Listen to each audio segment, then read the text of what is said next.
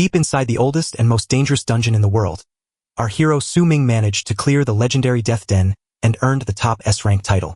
After taking down the strongest monsters, he finally arrives looking completely drained and exhausted. To his shock, the warrior group stares at him like hungry predators, demanding he hand over the treasure from the dungeon. Even though they know he is the god of slaughter, they boldly tell him to get ready to die.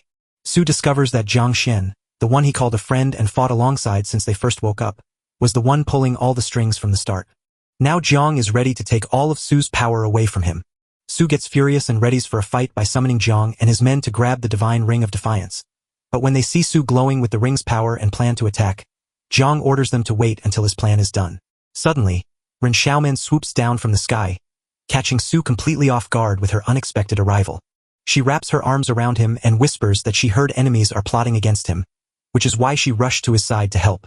Su tells her not to fret, because holding the divine artifact means they are too strong for their enemies to even try. But Su asks her the question that has been bothering him. How did Jiang and the others find out where he was? To Ren's shock, she plunges a knife into his gut and reveals that she was the one who gave them the warning. Horrified and confused, Su demands to know why Ren turned against him, only for Ren to cast a spell while Jiang cheers that their plan is finally done. He orders her to lock down the prison, and instantly Ren rushes to his side as chains erupt from Su's wound, only for him to realize too late that Ren had betrayed him long ago and joined forces with Jiang all along just to grab the artifact. After Su realizes he was just a tool for their gain, he curses them before they suddenly rush him to kill him and steal the artifact. Suddenly, skeletons pop out of nowhere to block the attacks, but Jiao shouts at the warriors to hold their ground and tells Su not to give up. Jiang spots Yao and warns that she's courting death. Since no one can survive the sea of powerful masters, the warriors will unleash against them. While the opponents pour out their attacks, Jiang draws his blade and slices through Yao. Su screams when he sees Yao fall, but as Jiang rushes to cut the chains, Su grits his teeth in pain and snaps them apart with a divine power, leaving everyone who watched completely stunned by the artifact's amazing strength. Su runs to Yao and demands to know why she came back after he had let her down so many times. She weakly grabs his face and whispers that if he has to die, she will die right beside him. Moved, Su lifts her up and angrily vows to everyone watching that if he is ever reborn, he will use his title as the god of slaughter to hunt down and kill every single one of them. They watch Su heading back to the Death Den and frantically rush to stop him from grabbing the artifact. Su grabs the ring, tosses it aside, and leaps into the dungeon with Yao, only to wake up later at the academy, confused about whether he's dead. Not only that, but he's standing at the 127th awakening ceremony. There, the 18-year-olds wake up, and their futures are set by where they awaken. Su looks around, confirming everything is real and realizing he's back at 18, watching as the people lining up for their ability tests are exactly as they were before, with no changes at all. He grins with joy at his new life, yet the sting of his friend's betrayal still burns in his mind. In a flash, Jiang wakes up to find himself transformed into the magic hammer warrior. The students cheered for him once they realized he had an 8-star talent. While everyone else gossips about his family, Su glares daggers at Jiang. Out of nowhere, Yao appears to tell Su he's been searching for her, leaving her staring at him in surprise as she wonders if something is on her face. Su then tells her that he's already celebrating her win ahead of time. As Su wonders what he meant, she notices he's happy to see her. As the announcer calls Yao forward, she touches the heavenly steel and suddenly, everyone gasps in awe to see she has unlocked a secret power just like Jiang. But this time, the necromancer is back with a star level of 7. Everyone is stunned to find 2 secret profession awakeners in their set, which feels like way too much power. Finally, Su steps forward to touch the heavenly steel. As he heads there, his friends refuse to believe he could be the 3rd awakener just because he has no parents. In the Blue Star, once the first awakeners came decades ago, everyone waited until they were 18 to join the awakening ceremony and find their own power. The elite awakened can break rules and get rich, but they must fight scary monsters in dark dungeons, and in his past life as a poor orphan, Su got the amazing god of slaughter power. So he stands before a stone tablet hoping to show everyone his gift. But when he touches it, the stone shakes so hard that everyone thinks he might just be born with a super rare 9-star talent. To everyone's surprise, even Su's, the ring of defiance suddenly appeared from the steel. He snatches it up and realizes the ancient object traveled through time to find him. The moment he touches the ring, a status window flashes up, declaring him the strongest beast slayer with the mythical title of Sword God. The crowd is shocked by the strange changes happening and can't stop wondering what job Su is really training for. While Jiang puzzles over why Su isn't moving, Su stares at his screen, confused that his title has suddenly shifted from God of Slaughter to Sword God. He presses his finger to the scanner, and his golden gift is the power to turn everything into something new. He checks the numbers and sees his new level is higher than he ever had before. He looks into his own skills and finds that he has nothing left to offer. But while he frantically tries to fix the status window, the others begin to wonder why it's taking him so long. Soon the system speaks up, reads the Ring of Defiance, and then a sudden burst of bright light explodes from the stage and shoots straight up into the sky. Everyone looks up at the sky, stunned to see Su shining as a level 10 star, but when he's given the strange job of sword, they're so shocked they start wondering if their 3 students are hiding secret powers. The real issue is that the sword controller is a low-tier job, making its 10-star level look like an incredible, rare chance for someone of that rank. When Su comes back, his classmates laugh at him and tell him he has to work twice as hard as everyone else just to earn the same points. They look down on him, noting that his role in this profession is limited to supporting others in battle. Even though they said cruel things, Yao cheered for Su and called his 10-star talent amazing. She is sure he will face no trouble getting better at his job. Su thanked him for his encouragement and shared that he actually wanted everyone to react the way they did, though she didn't get it until Rin stepped onto the stage to check her job, causing all the boys to start cheering for her instantly. Yao looks up to Ran, the school's beauty, and shares how everyone is eager to see what new job she will choose next. But Yao was shocked when Su turned away, revealing that Ran had used his gift to betray him without a second thought, and Su vowed to take his revenge as he walked. Walking down the street, Su finds everything still looks just like his old memories except for his new job, and when he checks his special status window, he spots his old concealment skill that he brought from his previous life. The status window adds his old skills to the list and tells him he's just starting out at level 1. Su decides to keep his true self hidden so he won't be treated like a tool, just as he was before. Based on how things went before, he expects a new dungeon challenge to appear tomorrow. Knowing it would be easy for him, Su still knows he must defeat a tough boss during the event, and to do that, he needs better gear. While Ran and Jiang relax in a hotel suite, she teases him for inviting her over right after the ceremony, and when he gets upset that Su stole everyone's attention with his powerful stats, Ren calms him down by explaining that Su's high strength will be very useful to them later on. She reveals Su's past affection on her phone to Jiang, then types a message meant to get him to cooperate, while Su heads to the city equipment store and spots students from nearby schools there, proving they've also completed their awakening ceremonies. Su looks around and spots a group of students chatting about a diamond-gray tyrant frigid sword, a pricey blade capable of freezing monsters solid. As Su glides past them, he smirks and reveals that the sword is a fake thanks to something from his past life. Suddenly, Jiang Lan from the Jiang conglomerate steps forward and tells him she's a worker who knows him.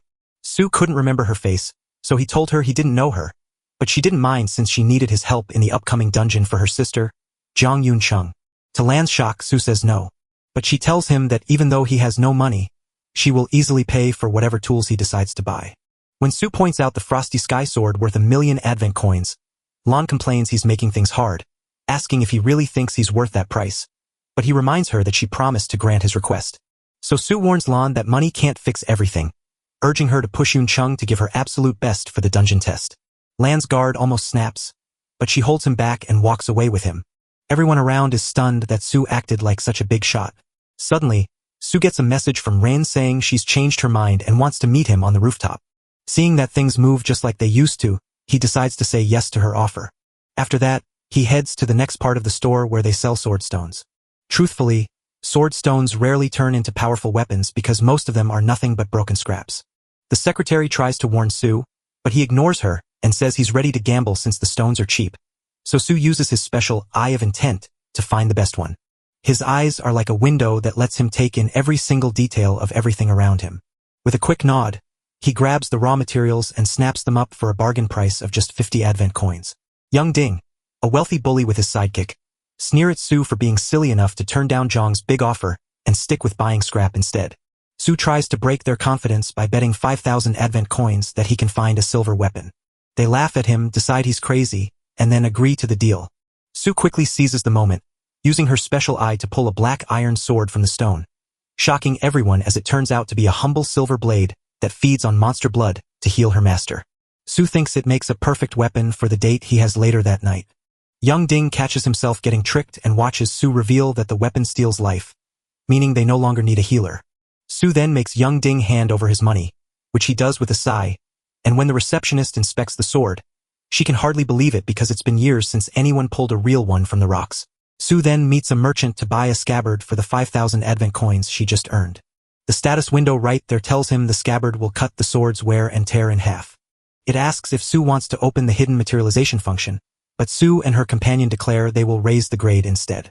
With that, Sue takes her leave, and as he heads home, he checks his status window, puzzled that his sword god title has no single profession skill attached to it. But on the professional talent tree, he has mastered every single thing. You have a one-time chance to upgrade every piece of loot you find. Sue rubs the substance onto his weapon, giving it a bloodthirsty hunger that unlocks 2 new powers. First, there's the Blood Drinker, a power that restores the user after slashing an enemy. The second one gives the owner a quick 5-point boost that lasts for 30 seconds. After learning all she could, Sue uncovers the secret stash of weapons and realizes she's all set for tomorrow's dungeon raid. Later that night, Sue climbed to the rooftop and found Ren waiting there.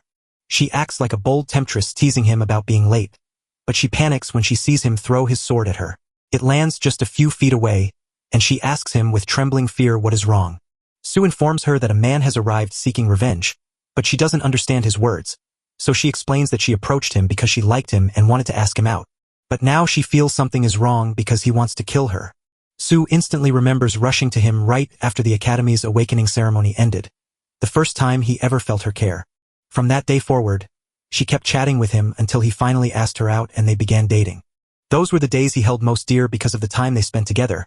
But once he saw through their fake bond, Sue finally spoke with Run about how he knows she and Jiang had been using him. Run tries to act surprised and cover it up, but Sue won't let him finish because she calls him a shameless hoe. In that moment, she finally snaps and admits that without his special gifts, he'd never even get a chance to talk to her. She promises to Sue that she won't let her insults slide, but Sue doesn't care and even threatens to ruin her innocent reputation by exposing her secret relationship with Jiang. She flies into a rage, snatches his sword to strike him, but the blade's hungry power turns on her and slashes her own face. Run lets out a scream that isn't just from the pain, but because her perfect face is now ruined. Sue grabs his sword, compliments her new look, and declares it's time for revenge. Annoyed, Run swears that Jiang will have to kill him, but Sue just walks away and tells her that Jiang can come whenever she wants. Before he leaves, he tells Run to look at the cut he made, saying it stands for how much his worry for her has been sliced in half. While Principal Wong hands over a gift bag filled with gear and cash to get Sue ready for her first dungeon raid. The next morning, just as the sun rose, Sue popped the strengthening pill the principal gave him, then wondered if the old man had given it to him out of pity for his job controlling the sword. Even though the food tastes terrible, Sue gains a special bonus that lets her master every kind of sword move. As Sue walks to the venue, he plans to show off his skills in the novice dungeon to the other students. By the time Sue arrives at the venue, dozens of students beg to join his group, but he turns them down and says he's already on a team. By chance, Yao hears him and feels sad because she arrived early that morning just hoping to work with him. Sue whispers to her not to join him, knowing he'd be terrified of her getting hurt while chasing something so dangerous. As they talk, Yanzi steps in to introduce himself as a powerful level 9 demon hunter looking to team up with Sue, only for Sue to suddenly remember him from a past life. But before she can politely refuse, Yao quickly jumps in and lies to Yen that she has already agreed to work with Sue. She chases everyone else while Sue sees that she is reliable. Just before 7, the principal speaks to everyone through a live stream while the dungeon portal swings open, telling the students they must earn points by surviving the challenges inside before the day is out. Yao shouts encouragement and urges the team to stick together, but as he scans the crowd, Sue has vanished without a trace. The moment the principal begins the event, the students whisper that someone has already slipped away. Sue dives down into the portal, and he feels that same familiar rush because he's been there before. Back then, he rushed around blindly just to collect points, but now he's ready to take on the toughest task of all, killing the secret final boss. After finally stepping into the dungeon, he realizes his spawn point has shifted, changing the entire layout and the monsters he faces, but he hides his true power from an elite tree guardian so he can skip the weak ones and rush straight to the hidden boss without wasting time. He glances at the map to find the hidden boss, then realizes he needs to move fast to collect items before anyone else. Around 7:30 a.m., Yun Qing and her group appear nearby and find the area strangely still. Suddenly, they watch as a student is chased by a giant, crazy blood-eating rat. They all scatter and run, but just a minute later, 3 of the 4 are gnawed to death, including their 6-star leader.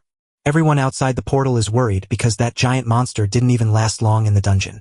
The announcer shouts for everyone to grab partners fast, because the people inside are in trouble and need help. Yun Qing, the sole survivor of her team, runs until she has no idea where she is. She catches a glimpse of an ape-like monster in the corner of her eye, and before she can react, It launches itself at her with deadly intent.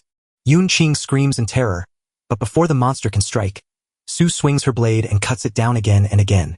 While everyone else in the dungeon is getting battered by the monster, Yoon Ching wishes she had stayed hidden, but when she sees Su effortlessly slice the ape apart, she realizes just how strong he is and assumes the beast is finally dead. Su tells her that the ape is still alive and warns her not to expect him to save her again. She rushes to get help for him, but he actually needs a moment all by himself. Su opens his eye of insight to see that the ape is actually a mutated king, which explains how it survived, right before it charges at him and proves just how fast it is. He dodges the strike and then challenges it to a race. To do that, Su pulls out his old-world trick, the Divine Shadow Step.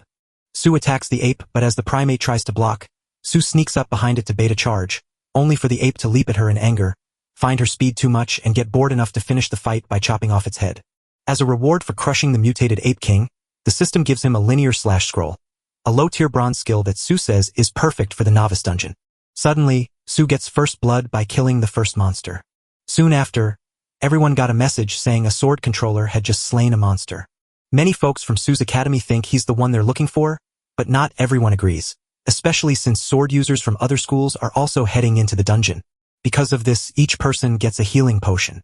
When Su hears the news about his new title, he realizes he must use his hiding skills to keep his secrets safe from them. While Su dances through the woods, he spots a pack of monster wolves and thinks they are the perfect targets to test his new slashing power, which he just learned by beating the Ape King. He focuses his mind, pulls his blade from its sheath with a swift IAI slash, and sends a flying strike straight at the wolves, cutting them down one by one before the monsters can even react. As their bodies crumble, a rush of experience points pours into Su's system window. He keeps killing without a second thought, farming until he has earned 8,000 points of experience. Just as the clock struck 9:30 a.m., Su leveled up to 9, and the system immediately flashed a message saying he had earned the title Legend of the Hungry Wolf.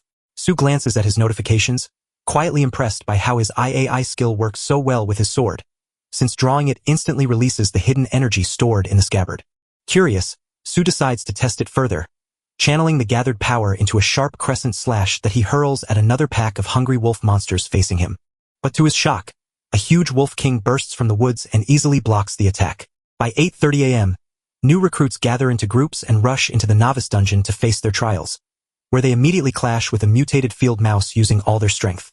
Though the battle was a bloody mess that left people hurt, the rookies finally knocked out the beast and cheered wildly for their new levels, only to realize they needed those helpful potions to keep up with the player who started the fight first. But then the system sends another message saying a level 9 fisherman just dealt the first blow to a leader monster and earned the title of Leader of Leaders. A chill runs through the group as they realize the job they laughed at might actually be terrifyingly powerful. 10 minutes ago, Su calmly chipped away at the Wolf King's health while he moved with perfect control. To him, the beast is just another ordinary thing. With one last blow, he slams it down and coolly says it can't beat someone like him. After that, the system congratulates Su on defeating the silver-backed Wolf King and awards her 500 experience points, a level up to 10, and boosted skills, while also dropping loot from the fallen leader. At the same time, the other rookies finally beat their opponents, making Ding realize just how hard it is to handle even a simple pack of hungry wolves. Luckily, the attack boost scroll from the dungeon boss just dropped in to give them the edge they needed right when they were fighting. Seeing a level 9 fisherman handle it so easily, Ding fumes and mutters that the dungeon is just mocking them. Soon after, Ding tosses his useless novice machete aside since it deals so little damage. He complains about the money he lost, knowing it could have bought him a much better weapon. His lackey tries to cheer up Su about her lucky win, but the sore loser yells at him to be quiet because he hates having to take the loss all by himself. Frustrated by his slow progress and blaming the weak members of his party, he furiously hopes to run into Su in the dungeon so he can take his anger out by sending her to the afterlife. The lackey tries to calm him down so they can get back to grinding for experience points, while over at Su, she starts the special job change quest the moment he hits level 10. The system tells him that his next task will be picked at random, depending on where he is right now. Su feels grateful instead of anxious because her past life saw her escape the novice dungeon before level 10, which caused her current challenge to drop to an easy E-rank quest. But even after grinding up to level 15 to finish the task, he saw that the rewards felt less valuable, so he chose to change this outcome in his new life. Soon after, the system gives him a mission: kill the boss monster guarding the Red Rock Cave. Su relaxes as soon as she realizes they're still inside the beginner dungeon, making the task feel easy. He grins with confidence as he spends all his saved points to make himself faster. As his agility score broke past 100, The system cheered him on and gifted him a legendary sword skill that lets him wield any blade no matter its level demands. While at the same time in the first academy meeting hall in Shenjing City, a board member reported to Principal Wang about the rookie dungeon data, pointing out the standout talent who had risen to the top. Principal Wang checks the list and worries Su is missing, but the board member calmly points out that every record is there and guesses Su must be the hidden rookie who killed first, leaving Wang confused since his gift pack should have easily pushed the kid into the top 500. Before he could think again, the doors flew open and Ran Ling, the vice mayor of Shenjing City, stormed into the meeting room. She steps straight up to Principal Wang and demands an answer, because he once told her that Su had awakened to a 10-star power. Yet the rookie dungeon report his secretary gave her shows no sign of him at all, leaving her completely confused.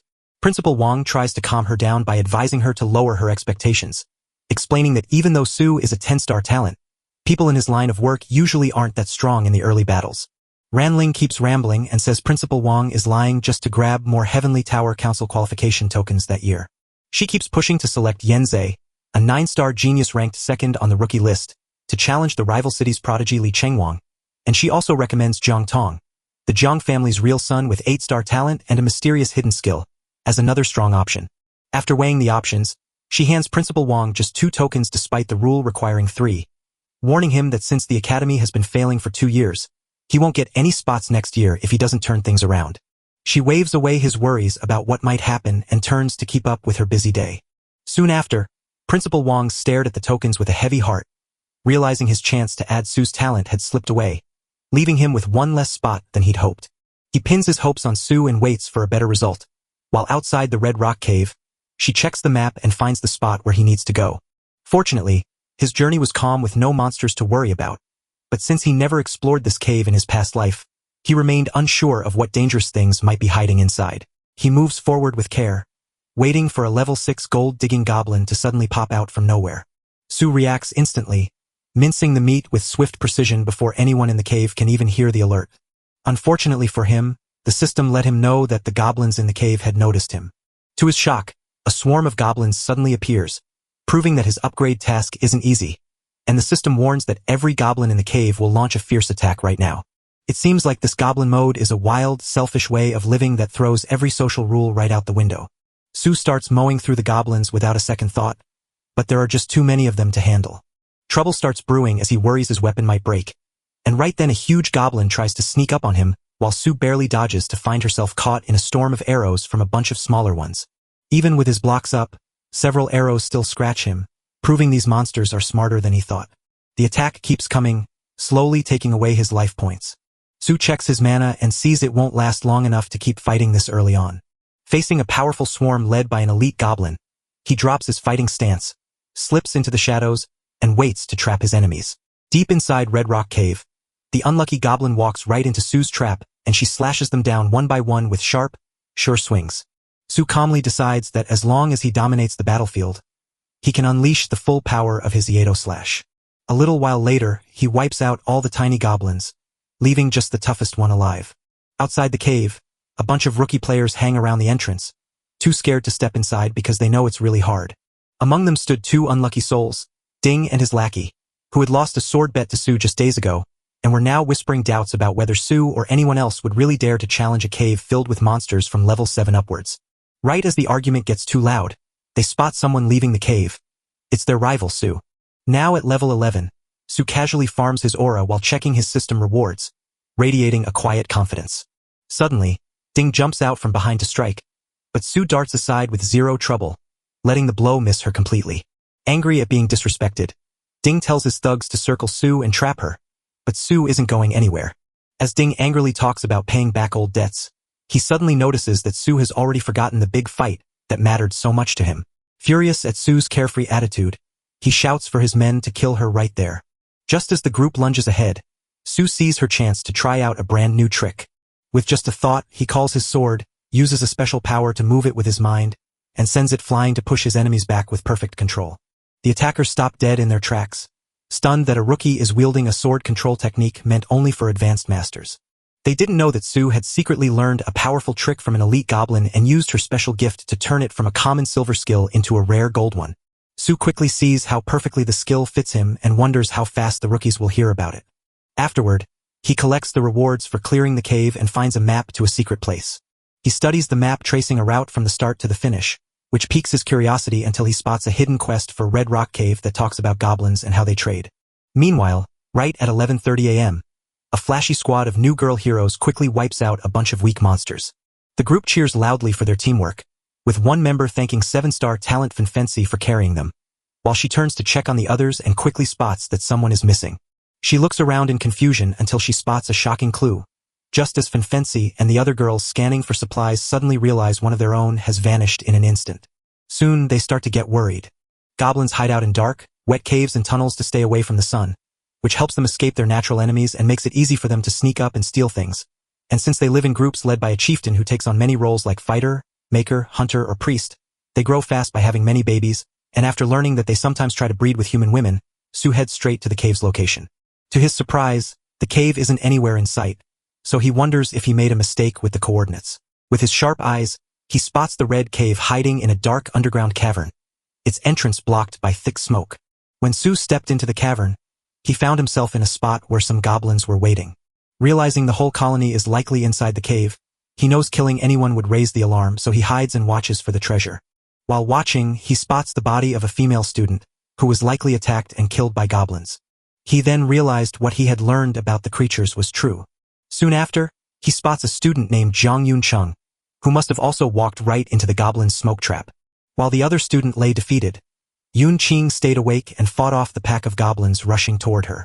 Su spots the perfect moment to hold the goblins off so her partner can sneak away with the treasure. Just as he's about to walk away, he suddenly hears her shout that her sister runs the Zhanghan conglomerate and will pay anyone who can save her. So after he tells Yunqing the truth, Su steps in to help. As the goblins rush Yunqing, Su flings his weapon into their ranks and unleashes a blinding flash of light known as Yato Slash with his sword technique. Because goblins hate light, they instantly run away from the scene. Since Su didn't kill any goblins, the others in the cave stayed silent and unaware. Yunqing thanks Su for saving her, but he just shrugs it off as a lucky coincidence and tells her to focus on getting out of the dangerous cave alive before he leaves, even though she begs him to stay, only for him to suddenly realize that the treasure they seek is buried right beneath their feet. After pulling it out, he uses his special skill to upgrade the chest from a silver one to a low-grade gold lottery chest. Just as the name suggests, the lottery chest can randomly drop high-level items, skill books, or equipment, and when Su opens it, he receives a Shadow Flow set and a platinum-grade Soul Healer scroll, both far beyond his wildest expectations.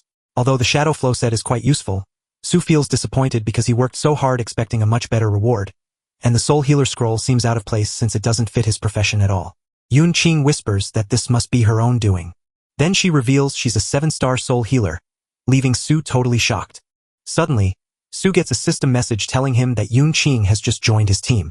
Meanwhile, in a dark corner of the dungeon, Yao trips over the lifeless bodies of her friends. Before she can even react, Li, the student in charge, spots her and makes her his next target, leaving her on edge.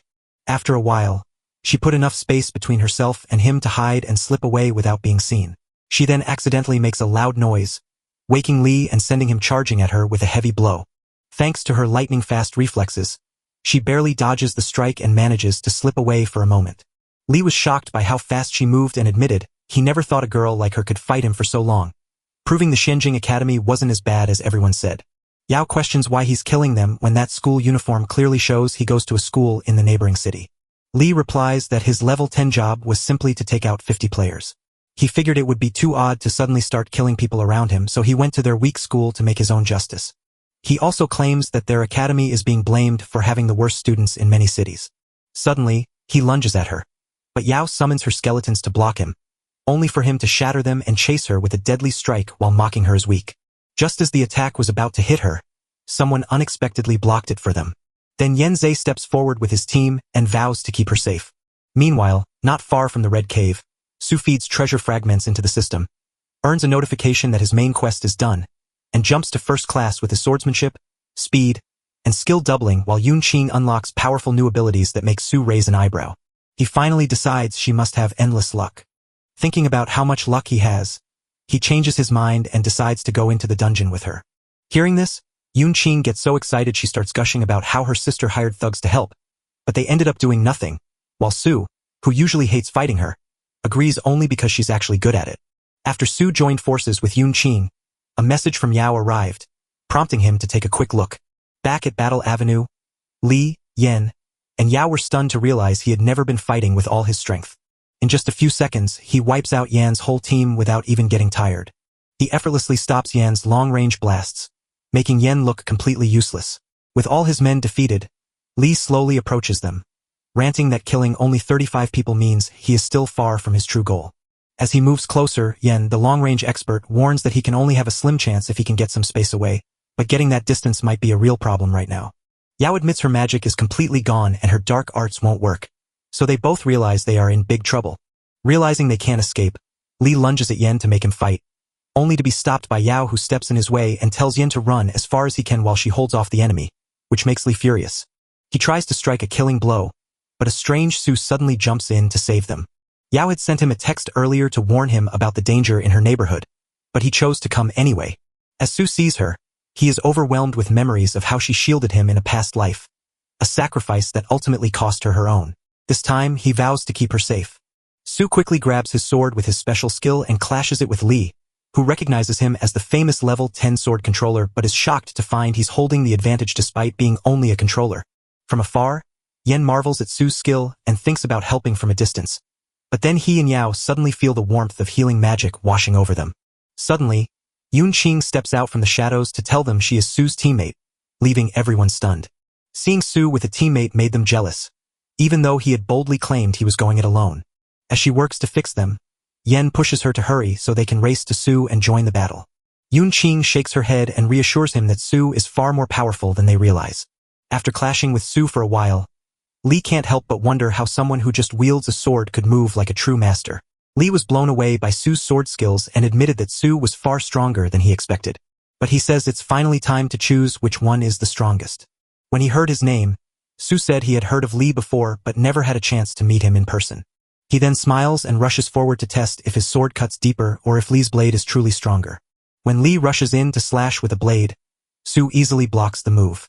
Li then reveals that it was all a trap and that Su has walked right into it. He says that the flying stab from his blade pulls so much energy that it pins the enemy right there, ready for his next move. He hurls his second blade at Su, but Su effortlessly throws his own sword to meet the strike. He then uses his sword control trick to swing the blade around and slash straight at Li, who now has no weapon.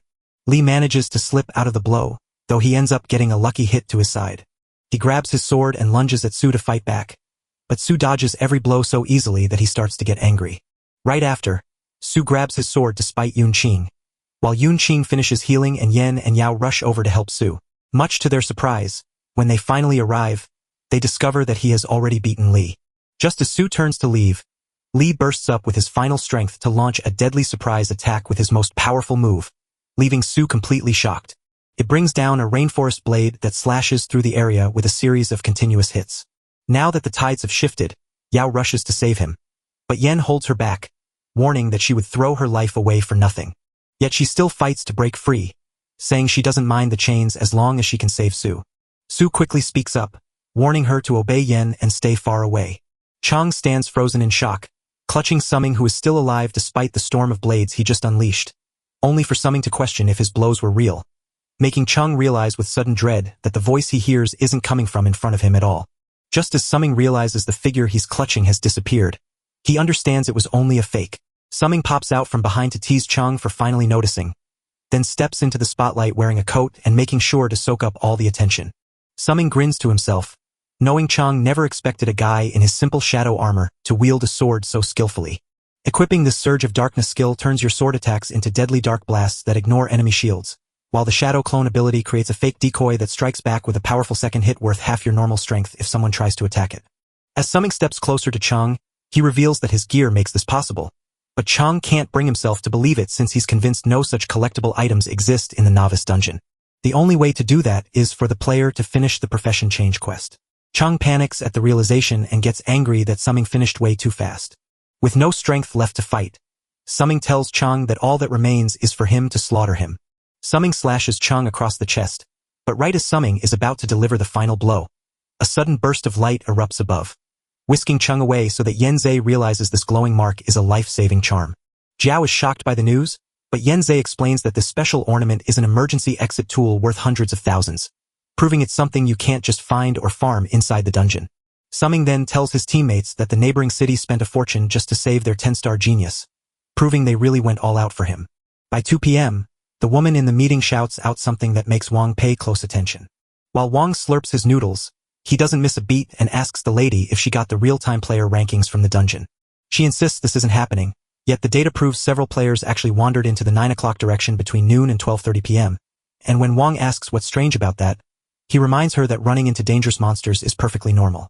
The lady then points out that the data shows they were killed by player data, not by the city's region. The instant Wong hears the news, he knows the neighboring city is up to something and urgently tells her to save every single record. Because their academy is always last, other regions have made them easy targets for bullying. Wong asks about the dungeon clearing, and she replies that things are going well since students have already taken most teleportation zones and powerful players are gathering big groups to face the boss stages. It looks like Zhang is leading the way, and just as we hoped, he is full of promise.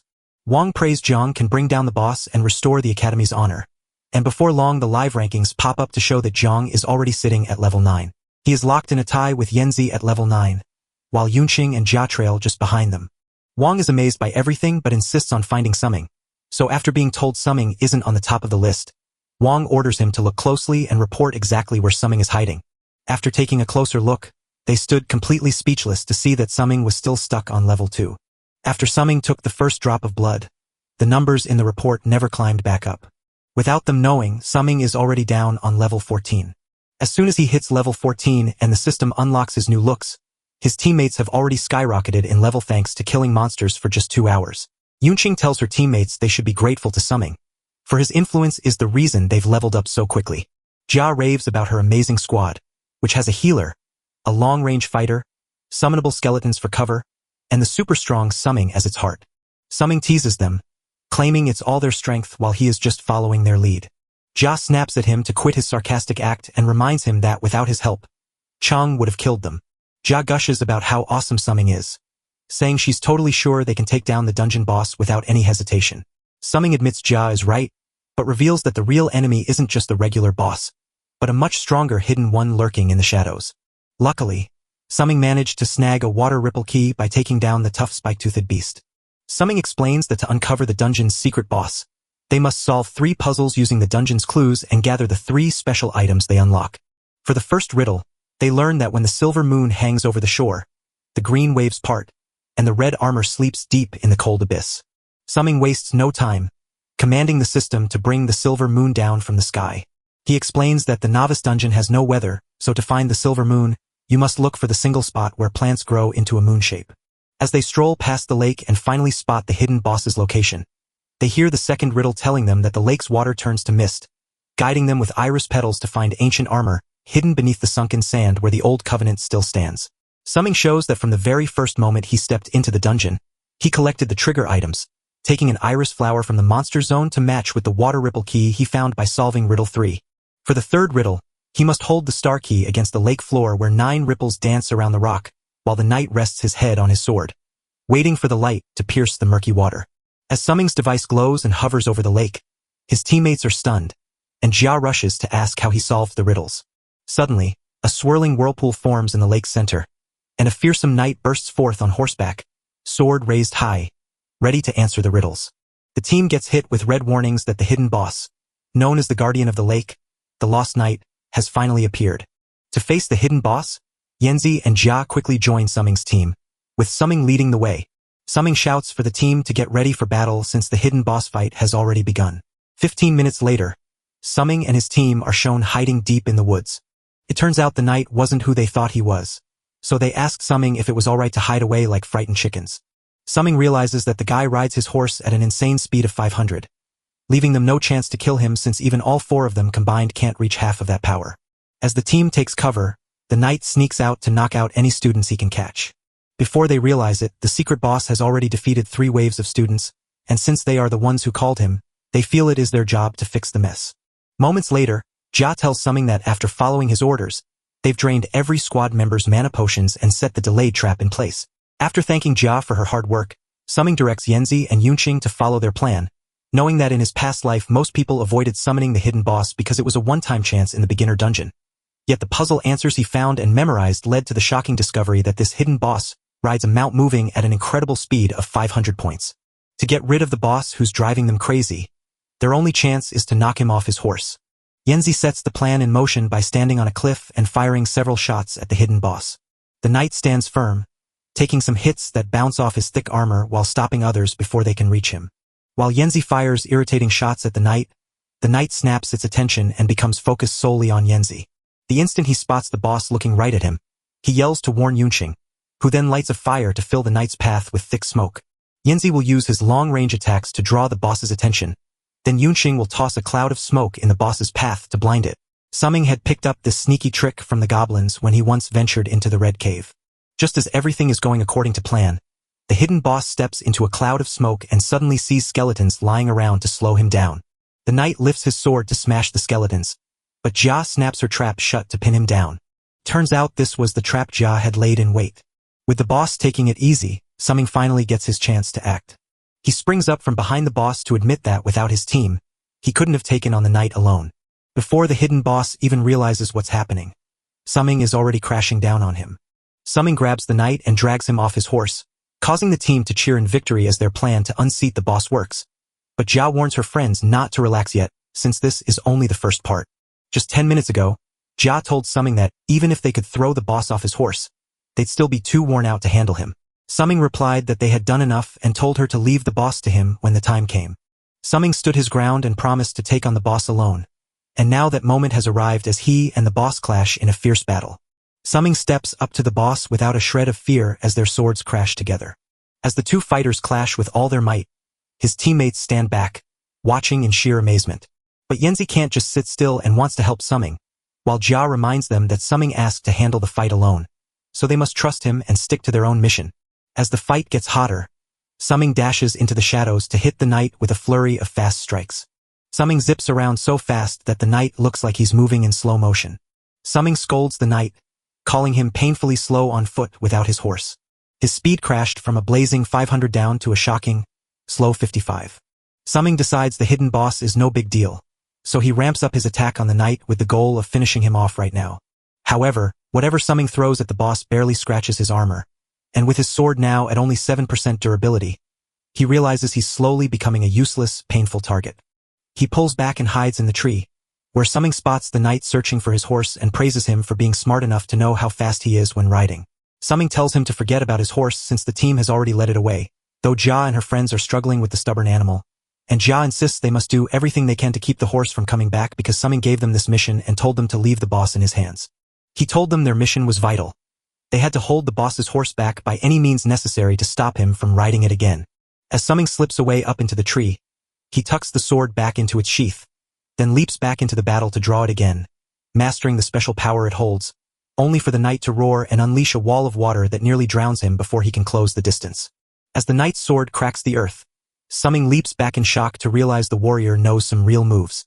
The knight charges forward, but Summing steps back, using his sword to control the fight and force the opponent to attack so hard that the weapon's strength drops to just 3%. Summing realizes he can't afford to waste any more of his weapon's strength. He opens his eyes to see the knight's armor about to break, so all he can do is hold on for dear life. The knight keeps pushing forward hard, while Summing struggles to keep up with the knight's wild and crazy speed. Just then, the knight catches up to Summing and drives his weapon home with all his might, only to discover with a shock that he has slain just another clone. Summing appears in the distance, boasting that his shadow trick works on everyone from monsters to humans. While chatting about how much he loves the gear, Summing turns on the whole set. Summing then launches his sword at the knight with perfect control, and this time he finally shatters the knight's annoying armor. Summing leaps toward the knight with joy, but as his weapon breaks, he surprisingly activates a hidden shadow sword from his gear. He slashes the knight's exposed chest with a swift downward strike from his shadow sword. At 3:30 p.m., Wang rushes to the school's communication room only to find his fellow principals already chatting, teasing him for arriving late and mocking his school for never being able to challenge the dungeon boss, even though the results start coming in right after 3 p.m. Wang explained that he wasn't delayed by the dungeon itself, but because he got a live update from inside it. Wang suspects a secret visitor from one of the 3 neighboring academies has slipped into his school's novice dungeon and, after asking the angry Principal Ji, who is currently fighting the final boss, about a blade-wielding genius, he learns the truth. He brags that Chang will crush the dungeon in half an hour, while the Dongling Academy principal boasts their trio is taking on the boss, and Ningong Academy jumps in to claim their students are about to clear it too. When Wang hears this, he realizes the other academies are easily beating the boss, so he knows they need to race against the clock. He knows that if they fail this year, only 2 spots at the Sky Tower Assembly will be left, the smallest number ever in history. Based on the reports, Jang is the one almost ready to finish the dungeon, so Wang is pinning all his hopes on Jang. Deep inside the dungeon, Jang is giving it his all to take down the final boss, a level 15 beast named Simba. Jang and his battered team keep pushing forward against the beast. Jang's team takes heavy losses and some of them start running away once they realize they have no chance against the boss. While everyone else runs away, Jang steps up to fight the boss alone, determined to claim the dungeon's reward no matter the cost. It turns out Jang is driven by the message Xiaoman sent him, saying Summing hurt her. Xiaoman pushed her boyfriend to take revenge for her, and Jang was willing to risk everything for the reward so he could finally punish Summing. Right as he gets ready to unleash his fury, the monster in front of him suddenly disappears. Jang stands frozen in shock, unable to make sense of what just happened. Suddenly, the student status window popped up to reveal a dungeon notification. The students are told that the squad has slain the hidden boss, so they're cheered and told to get ready to go home in triumph.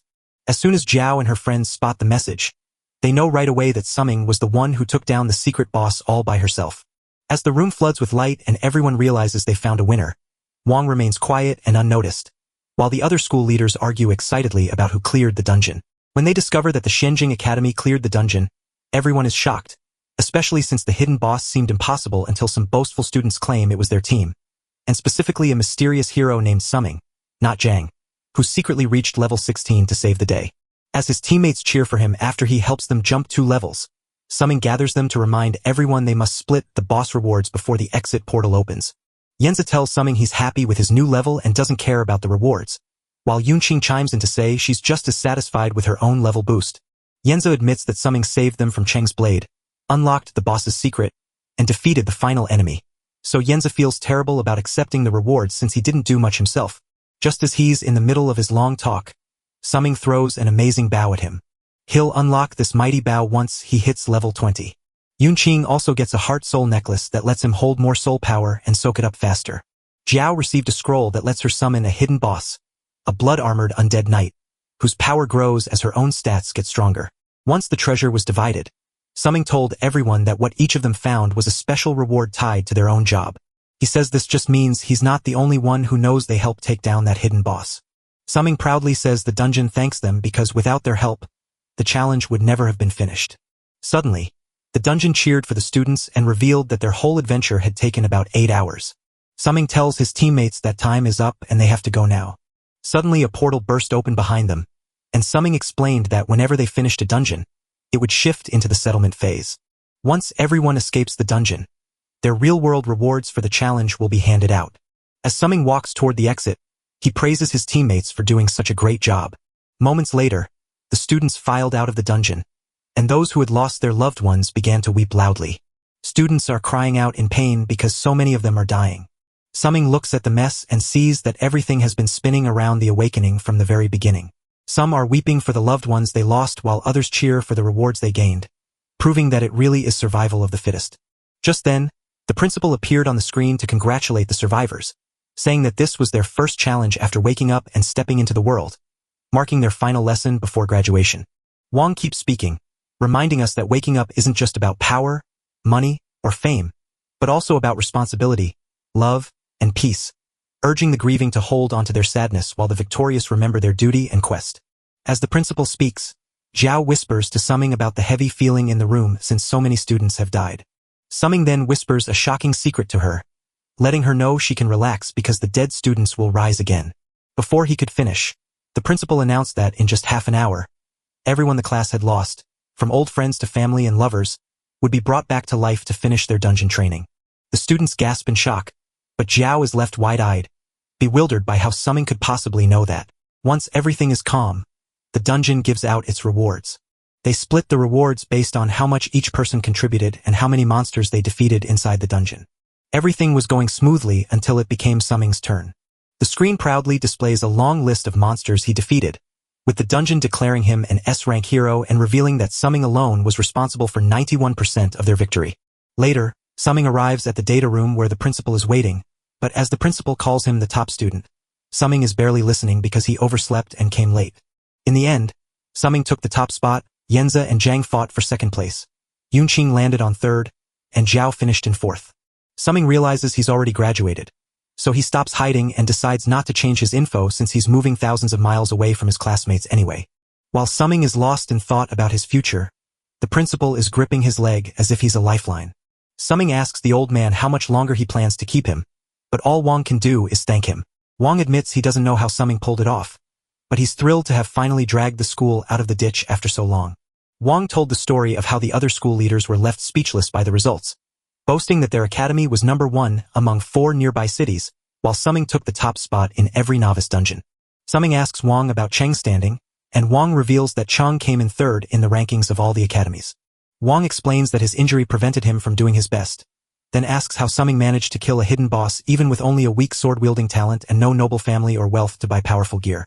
Wang admits that in all his years as a principal, he has never seen a student as strong as Summing, and he knows for sure that Summing didn't pull off this incredible feat because of the materials he sent, since those items can only increase his combat power a little bit.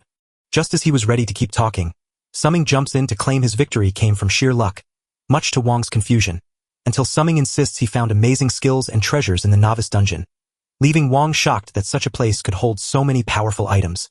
Summing agrees, admitting he's lucky to have great teammates while carefully hiding his secret rebirth by saying he couldn't have beaten the boss without them.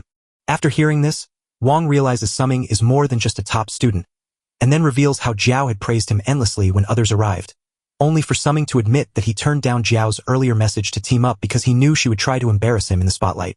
Just as Summing is ready to go, the principal grabs his arm and hands him a special pass to the Sky Tower Assembly. Thanks to Summing's amazing performance, Wang says the vice mayor who once looked down on them had to hand over extra tokens from other academies to theirs. Finally, the academy managed to squeeze in 5 spots for Summing, Zhao, Yanzi, Yunqing, and Zhang. Wang wants to explain why the Sky Tower Assembly matters to Summing, but Summing shakes his head and says he already gets it perfectly well. The Sky Tower Assembly is the dream destination where many newly awakened students long to go.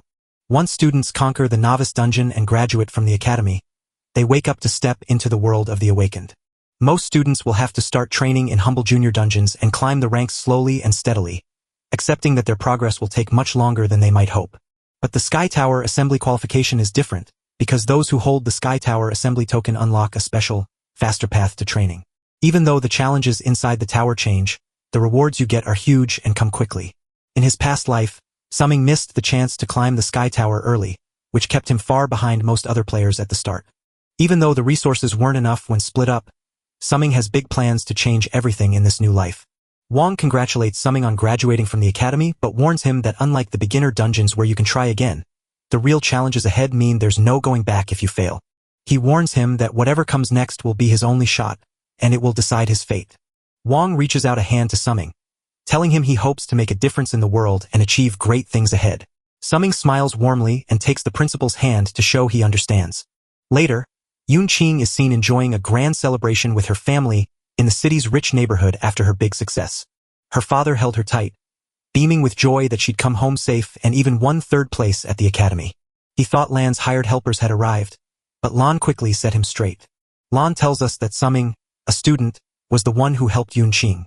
Yunqing confirms that all the helpers her sister hired failed, and she almost failed too, until Summing showed up to save her. She says Summing didn't just save her, but also handed her a stash of great books and gear. So Yunqing tells her dad that Summing is super powerful, while Lan admits she almost hired Summing until things got a little mixed up. Lan admits she never thought fate would finally bring them together, so they must figure out how to properly thank Summing. Their dad is shocked they agree on the same thing, so he decides it's right for them to go find Summing to thank him. Their father then asks Lan to get Summing's contact details, adding that he's hired the best chef to cook a special dinner to celebrate Yunqing's big win. Suddenly, the man nearly hangs up on an important call until he hears what it is about. The man walks to a quiet spot to speak and discovers that assassins were sent to kill their people over the last 2 days, and when he asks the official who is behind it, the official reveals it is Zhang. So 2 days later, Zhao calls Summing to tell him it's time to go to the Sky Tower and that he must come along with them. Summing nods in agreement but says he'll join them later, and just as he's about to head to the tower, he remembers Wang's warning that he needs the special token to get in. He must open a teleportation portal to his destination, but only those who have earned the right to join the Sky Tower can step inside. Summing steps through the exact steps he was told, and the teleportation portal sees him as one of the chosen awakened and lets him pass. He steps through the portal with a grin, and just as he steps out, he finds himself right at the 100-layer tower. It turned out he had only ever managed to reach the tower by pure luck in his last life.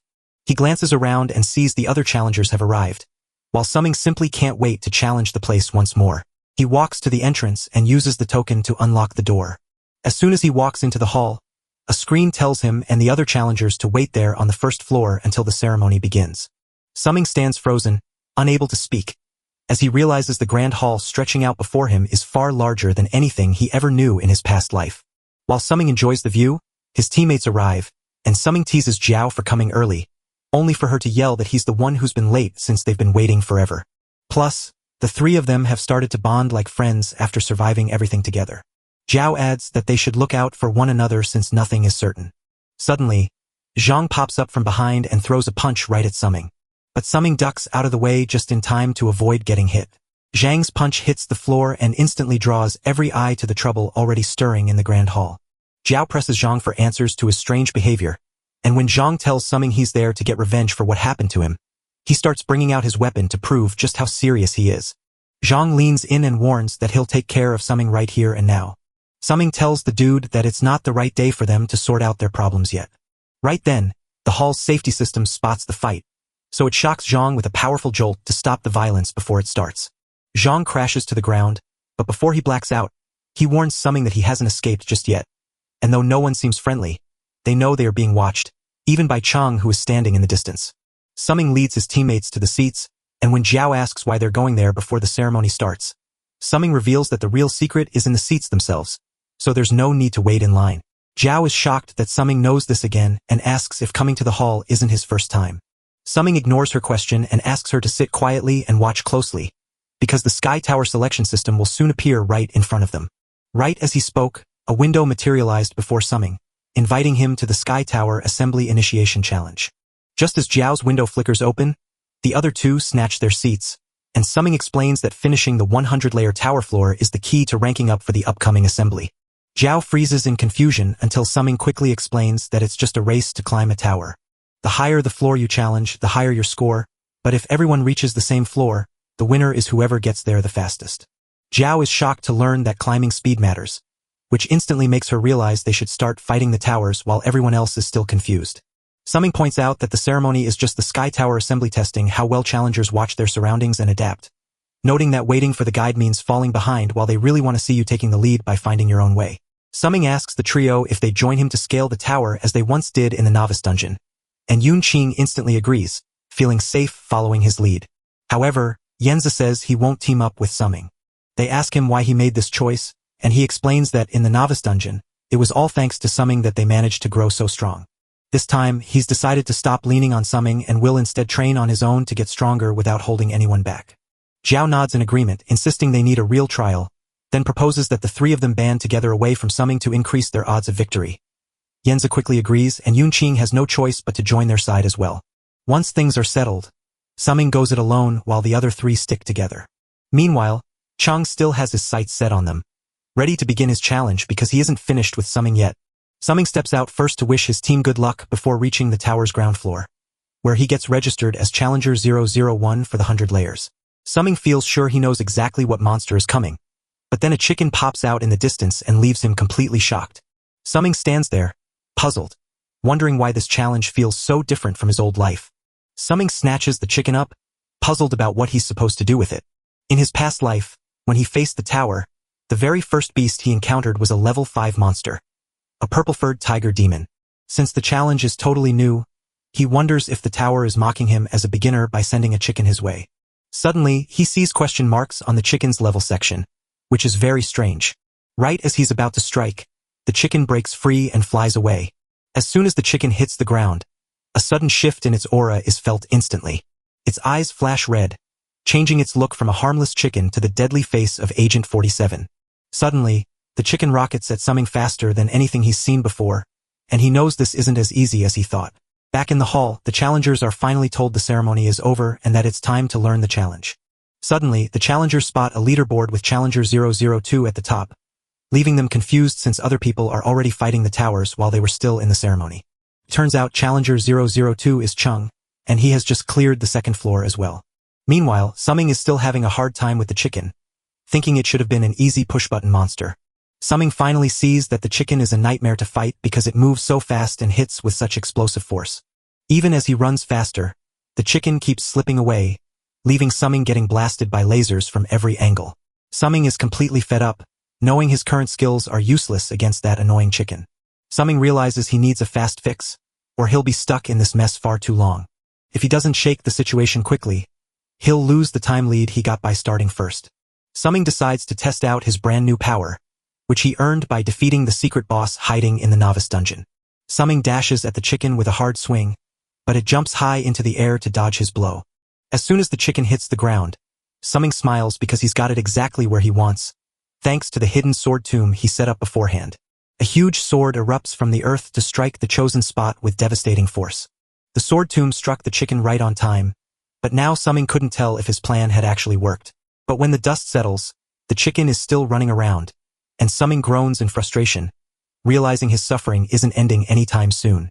Summing grumbles that finding a plain chicken on the first floor is so strange that the truth suddenly clicks into place for him. The chicken dashes in again, but Summing quickly uses his special move to freeze the chicken with pure fear. Summing smiled because he had been right all along. The monster was just a regular chicken, so he quickly chopped it up without any delay. The chicken freezes as a desperate way to fight off the stress of being caught. Now that the chicken is gone, everyone cheers for Summing as he finishes the first floor. Summing finally gets it. The first floor wasn't a test of his strength, but of his smart thinking. He admits that the 100-layer tower for that year is pretty interesting. As he climbs to the second floor, he sees that the current leader is already Chung and the other challengers are sprinting up the stairs, meaning his head start is gone, but instead of quitting, Summing gets more excited to use his speed to catch up and win because nothing will stop him now. While the challengers outside finally figured out how to storm the tower, they're furious that the ceremony wasted their time. As everyone scrambles for a seat, they see Chung has already shot past 6 floors to take the top spot, only to find Zhao and her team sitting in third after clearing 4, while the mysterious God of Slaughter sits right next to them, tied for the same rank. Once the first floor was cleared, Summing was offered a prize, the chance to choose his own title. Summing was taken aback, since in his past life, the tiger's defeat had earned him only a small wooden chest containing a useless healing potion. Summing realizes everything feels different now and wonders if his second chance is the reason. Still, he refused to toss the gift away, so he picked the title of the God of Slaughter, drawing on skills from his old life. It was a shocking change when they swapped his real name, Summing, for the terrifying title, the God of Slaughter. The instant Summing spots this, he breaks into a grin because it's exactly what he'd been hoping for. Without holding back, he began slashing at the monsters, and in just a minute, everyone watching saw him clear the entire floor. In the blink of an eye, he's already on the 4th floor, leaving them speechless with his amazing skill. Even though Summing is incredible, they doubt he can catch Chung because he's just speeding up and shows no sign of slowing down. While Summing is still stuck on the 4th floor, Chung has already climbed to the 8th, and once Summing realizes he's too far behind from wasting time downstairs, he decides to lock in and catch up. As he blasts the monster on the 5th floor with a single hit, Zhao's team sweeps through the 6th floor just moments later. Zhao felt thrilled that they had cleared another floor so easily, all thanks to their amazing teamwork. With Yenza leading the charge and pouring out all her power, Yunqing stays right behind to heal the team and keep enemies at bay. After realizing how amazing their teamwork is, she is suddenly called away by Yunqing, who points out what Summing is doing. She tells them that in no time at all, Summing has shot up the tower rankings and passed them. It seems Summing has already climbed to the 7th floor and left them behind. As Chung sweeps the 9th floor clean, he notices the monsters are getting tougher, yet they feel like harmless toys to him now. He recalls the rule that the first person to clear the 10th floor gets an extra reward. Chung quickly realizes the God of Slaughter is Summing, and even though he's puzzled about the long delay on the 1st floor, he's certain Summing won't catch him this time.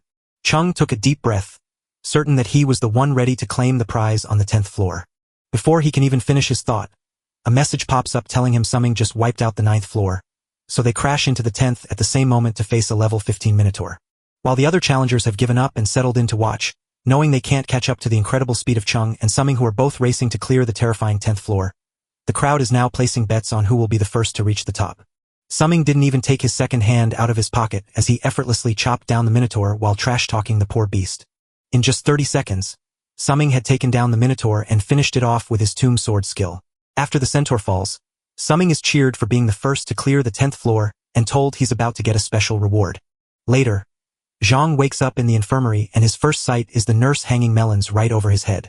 He nearly falls apart but grips himself tight, remembering that Xiaoman is the only one he truly loves. That thought instantly brings back his plan to get revenge on Summing. Zhang dashes into the hall, only to find it completely empty. He sees that everyone has started their climb up the towering stack of 100 layers. He clutches his head in frustration, realizing he's been left behind by the main group and that his quest for revenge looks like it's about to fall apart. Zhang knows that with things going this way, he'll never catch up to Summing on the tower. Zhang hurts himself as punishment for being too impulsive and acting so recklessly. Zhang is sure that Summing knew the rules but tricked him into attacking anyway. Zhang gets an idea to punish Summing and realizes that since Summing comes from a powerful family, Zhang can handle this without ever getting his own hands dirty. Zhang decides to use his family's power to deal with Summing, even though he had been trying to avoid it from the very beginning. Zhang pulls out his phone to quickly make plans. Zhang rushes to his seat to start the selection, only to find Summing missing from the list while seeing Chang at second place, having already climbed to the 16th floor and proving just how crazy he is. Zhang stands frozen in confusion, staring up at the mysterious figure known as the God of Slaughter. Yet he has no idea who this stranger really is. He never guessed that Summing was already watching him from the 19th floor. While Summing fights the monster on the 18th floor, Summing faces a level 20 amethyst crypt beast, a dangerous monster ready to fight. Summing realized the monsters were getting stronger with every step he climbed the tower. Also, the floor bosses are getting way trickier to fight. The beast beneath his feet has hidden its massive body deep underground, making the crystal on its head nearly impossible to break in a single blow. As he struggles with the floating crystal, the buried corpse sends swarms of tiny, equally tough monsters to the surface to attack him. Summing realized his old silver blade wouldn't be enough to break through their defenses, but luckily, he had earned a powerful gold weapon as a reward for being the first to clear the 10th floor. Summing then channels his sublimation power to turn the golden weapon into a shining platinum one.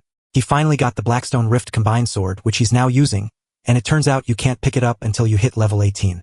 This legendary blade began as a long sword that shattered in the heat of battle, but a skilled craftsman later fused them back together with a powerful dragon scale, restoring its peak strength while giving it a deadly edge that can switch between a long sword and 2 fire-infused daggers. Wielding the weapon as a long sword boosts your powerful strikes but slows you down, making it tough when you face many enemies at once. Summing then chooses to break his sword in half, trading 30% of its slashing power for a 50% boost in attack speed. Even though the attack is weaker now, Summing leans on his sword body talent to add extra power. He can enjoy speed and attack happening at the same time. Up on the 17th floor, Chung is stuck fighting a giant tree monster on its own, knowing he's already pushed to his limit and can't use fire to defeat it since he lacks the right skills. Chung is also furious because he hasn't managed to get any special reward to make him stronger.